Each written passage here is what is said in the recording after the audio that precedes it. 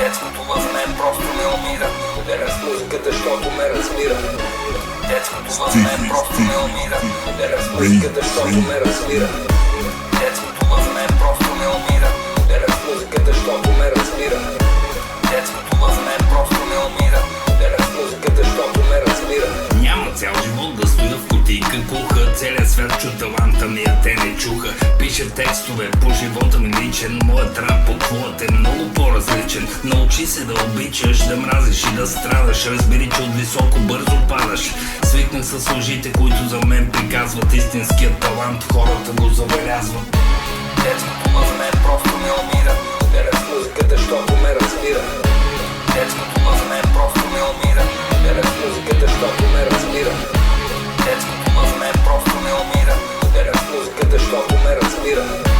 Детското в мен просто не умира. Поделя с музиката, щото ме разбира. Едните мразят, другите след тебе тичат. Нормално е, не може всички да те обичат, да ти го каже ли. Аз вече не издържам, сега съм в ефир, за това ще се въздържам.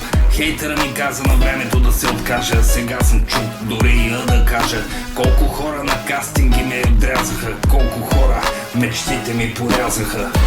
Детското в мен просто не умира. Поделя с музиката, щото ме разбира. Детското в мен просто не умира. Поделя с музиката, щото ме разбира. Детското в мен просто не умира. Поделя с музиката, щото ме разбира. Детското в мен просто не умира. Поделя с музиката, щото ме разбира. Детското в мен просто не умира. Поделя с музиката, щото ме разбира. Детското в мен просто не умира. Поделя с музиката, щото ме разбира. Детското в мен просто не умира. Поделя с музиката, щото ме разбира. Детското в мен просто не умира. Поделя с музиката, щото